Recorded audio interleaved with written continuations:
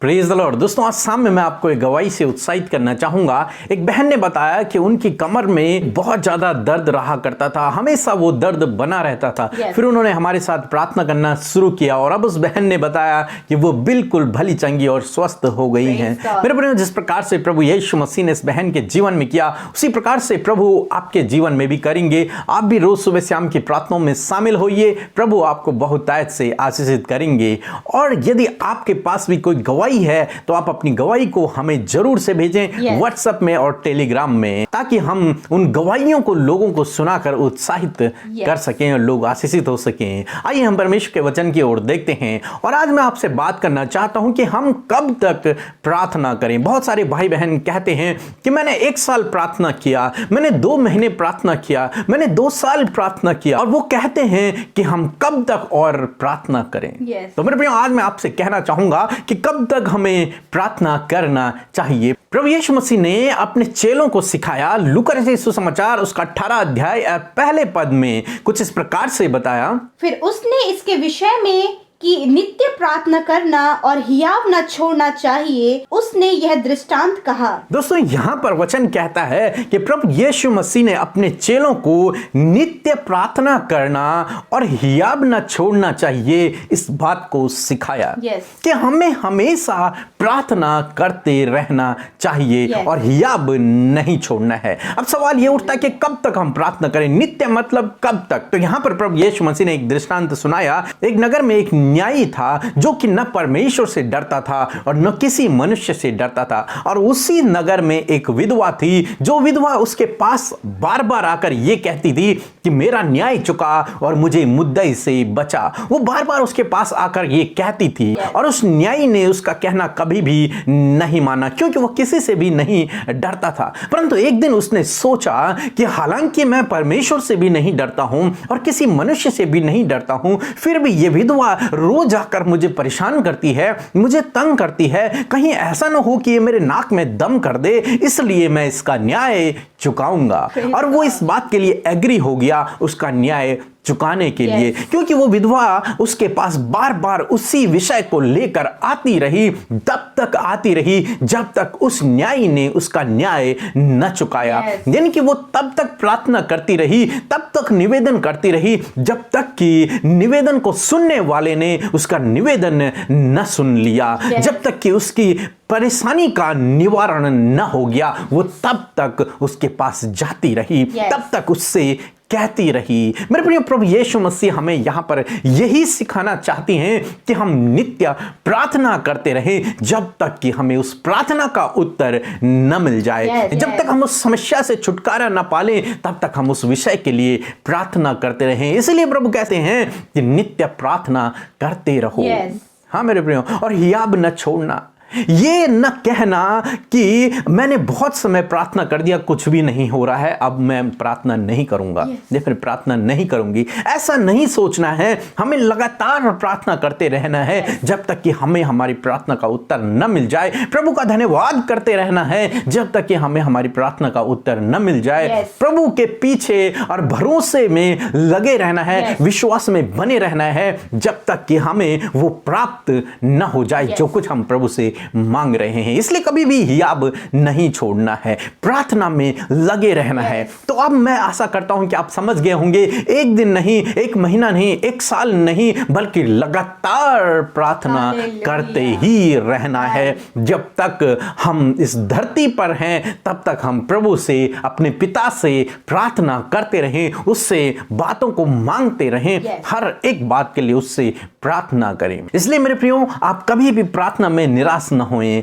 हियाव न छोड़ें, हियाव में बने रहें, विश्वास में बने रहें, प्रभु पर भरोसा रखें। वो निश्चय आपकी प्रार्थनाओं को सुनेगा और सही समय पर आपके जीवन में आपकी प्रार्थना का उत्तर देगा। ये तो अधर्मी न्यायाधीश था और हमारा तो धर्मी न्यायाधीश है। वो तो अपने बच्चों से प्रेम करता है और उनकी प्रार्थनाओं का उत्तर भी देता है। बाइबल कहती है कि जो कोई परमेश्वर से मांगता है, परमेश्वर उसे उसका प्रतिफल देता है। अपने मांगने वालों को परमेश्वर परमेश्वर प्रतिफल देता है। हाँ मेरे प्रियो, इसलिए उससे मांगते रहें, उससे प्रार्थना करते रहें। अपने पिता से मांगने में कोई लज्जा नहीं, आप मांगते रहें, परमेश्वर आपकी प्रार्थना को सुनेगा और आपके जीवन में आपकी प्रार्थना का उत्तर देगा। प्रभु आपको आशीष दे। आमीन। आइए हम सब मिलकर आज की शाम में परमेश्वर से प्रार्थना करें। धन्यवाद धन्यवाद धन्यवाद करते हैं राजाओं के राजा, प्रभुओं के प्रभु, हमारे पवित्र और मात्र अधिपति, हमारे परम प्रधान और अगम्य ज्योति में वास करने वाले हमारे सुंदर उद्धारक।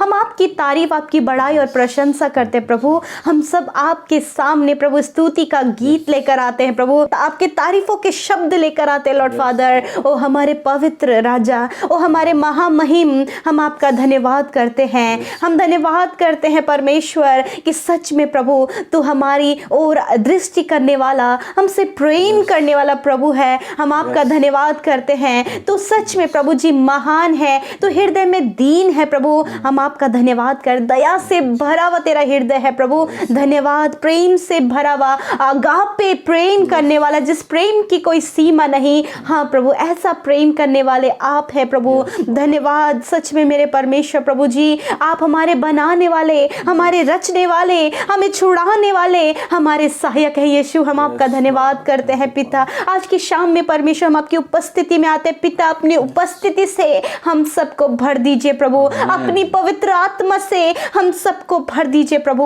लॉर्ड फादर, जितने भी लोग आज की शाम में मेरे खुदावन तुझसे प्रार्थना कर रहे हैं और तेरी उपस्थिति में बैठे हैं प्रभु, हर एक को प्रभु अपनी आत्मा से भर दीजिए प्रभु। उन्हें जुम्बिश करे, आपका आत्मा उन्हें टच करे पिता परमेश्वर। थैंक यू फादर कि वो पाकरू से आत्मा के अभिषेक से भर जाए पिता परमेश्वर। ओ हालेलुया प्रभु, आज की शाम में, आज के दिन में हमसे जाने अनजाने में जो भी भूल हुई है, जो भी गुनाह हुआ है, जो भी पाप हुआ है पिता, अब हमें क्षमा करे, क्योंकि आप क्षमा करने में विश्वास योग्य और धर्मी है। हो हमारे धर्मी प्रभु, हम सबको आप क्षमा करें, हमारी गलतियों को माफ करें और दोबारा वो गलतियां हमारे जीवन में ना दोहराई जाए पिता। प्यारे प्रभु, आप सच में भले हैं। हम धन्यवाद करते पिता आपकी भलाइयों के लिए, क्योंकि प्रभु इस पृथ्वी पर हम आपकी भलाइयों का वर्णन करते हैं, हम आपकी तारीफ करते प्रभु। हम उन तमाम बातों के लिए आपका धन्यवाद करते जो आपने हमारे जीवनों में दिया है। हम सबको सांसें दी हैं, हम सबको प्रभु आपने सुरक्षित रखा,